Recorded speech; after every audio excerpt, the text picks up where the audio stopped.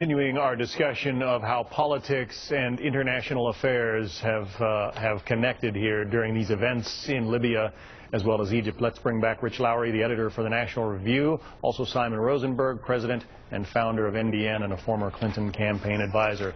Rich, before the break, Simon was saying that maybe Mitt Romney was okay in the statement on the night of September 11th. It's the next morning's news conference that he doesn't like. Yeah, a couple things to say. One, Mitt Romney's criticism of the embassy's statement was correct. The White House vindicated it, so there's no reason to come out Wednesday morning and back off or apologize at all. That would have made no sense. Two, the Obama team has spent a lot of time bragging to reporters about how it's going to use national security as a cudgel against Mitt Romney in this election. And then Mitt Romney punches back. All of a sudden, everyone who's on Obama's side is whining and complaining about it.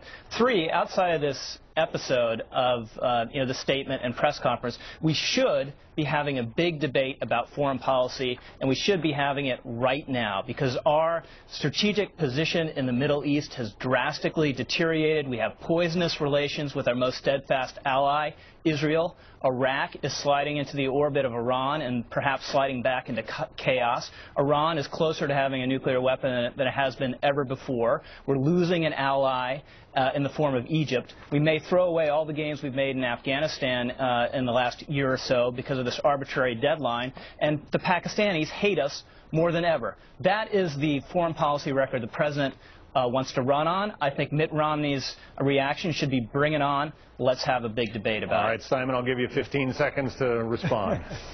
Well, 4 quick points. One is that I think that, under President Obama, we've seen essentially the elimination of al-Qaeda and the assassination of Osama bin Laden, a significant accomplishment not achieved by George Bush. Second is we've seen what we've wanted for 40 years in the Middle East, movement towards democracies and open markets and political freedom in 3 countries just in the last few years.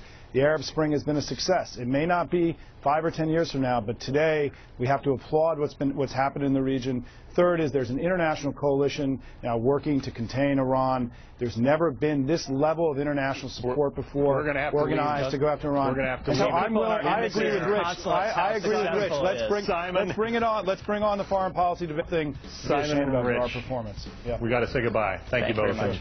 We'll be right back. Caroline Penry